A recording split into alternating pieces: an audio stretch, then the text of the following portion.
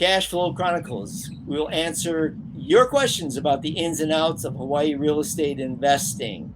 I'm looking at buying a vacation rental, rent it out, and block some time to use it.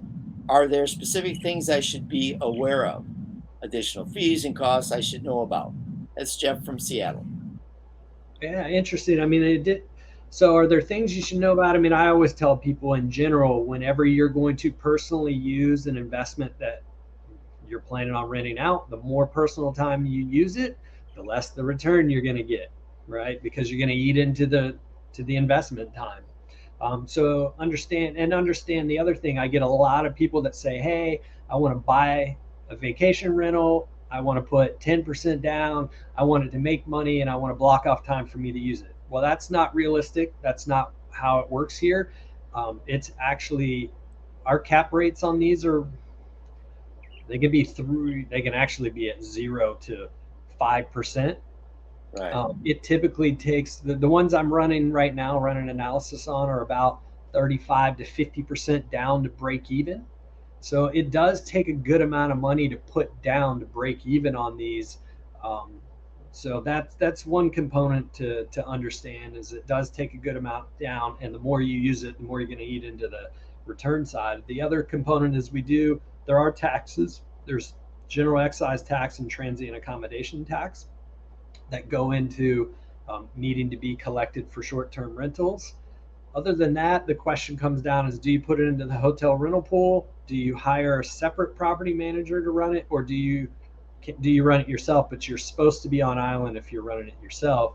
Right. Obviously, the more equity you put into something, because you are running a business, when you're turning things over real quick, the better the return's going to be. The more you lay it off to someone else to take care of it, the more they're going to eat into your profits.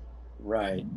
And it, of course, property specific too. Every property. That's why, again, an agent who knows a certain condo or certain condos in Waikiki, they would have a better idea of, what you need to do to get that return on your investment. Whereas it could be someplace out on the North Shore that's a beachfront rental. I mean, the variation of properties, you know, is also quite broad, if you will. Yeah. So What did you see in, say, Monolani or areas on the Big Island? I'm sorry. Areas on the Big Island, do you see, is that pretty much the same for you on the Big Island? Oh, oh yeah. I mean, it really it depends, and obviously prices. Doesn't matter if it's a vacation renter or a hotel or whatever. Prices are going up, but it's also seasonal here. There are we are not our slow season on the Big Island. I'm sure it's probably the same on Oahu too. It just isn't as slow as it used to be. People realize that it pretty much any time of the year is a good time to come to Hawaii.